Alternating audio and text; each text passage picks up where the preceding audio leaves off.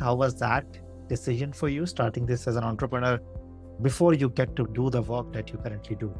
Alex Hermosi and Chris Williamson, they talk about that internal journey a lot.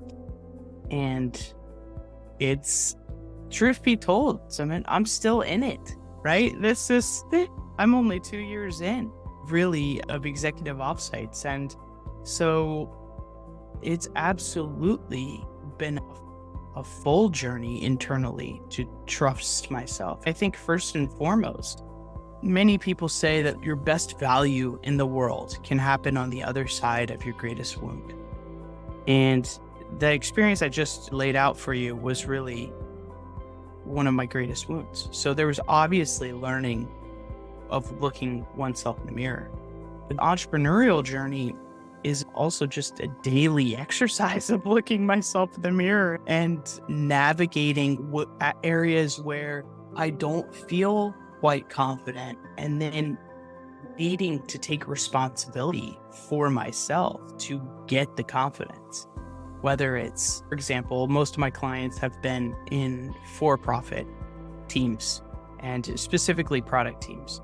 And one of the areas that recently came up was around getting a government contract. The first experience that I'm going to do, I'm actually negotiating with the city of New York right now on an opportunity. And for that, it's really being able to dig deep and see what needs to happen to gain the confidence to win the contract. And it's really just being honest too with my experience. So for this particular one, to get that testimonial and to give that team that I know can have such a breakthrough experience with me facilitating, I'm actually going to give that first one free. It's knowing what needs to happen for me to gain that skill set or that confidence to lead. Does that make sense? Yeah, makes sense. Your question? Yeah. We also live in a very remote and internet connected world, especially after COVID. So when we use the word offsite, can you share a bit? Because that sounds like in person, very physical, face to face, or do you do both, or what have you discovered in that process? One thing I've realized is that there is no replacement for the body language experience, the experiential activities that I can facilitate when we're in person.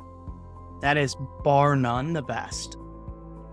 One of the things that I love to do is take teams for a sunrise or sunset hike or watch of some sort.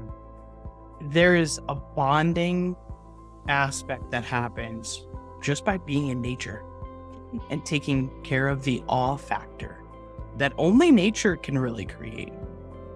And because at the end of the day, the experience I love to create is where people are having so much fun or such a connected moment that they forget they're with their teammates. It's actually enjoyable for them. And then, by the way, they're working technically, right? And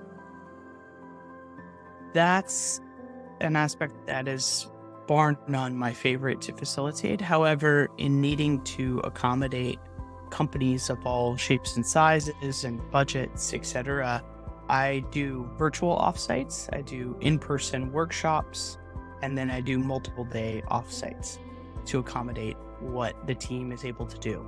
The virtuals are fantastic. They're better than nothing. There's actually a 3 virtual offsite kind of plan that I like to do to grow a team, because at the end of the day, what we can do on offsite 3 is different than what we're going to do on offsite 1. So it's really important to be able to build as opposed to reinvent the wheel every single time.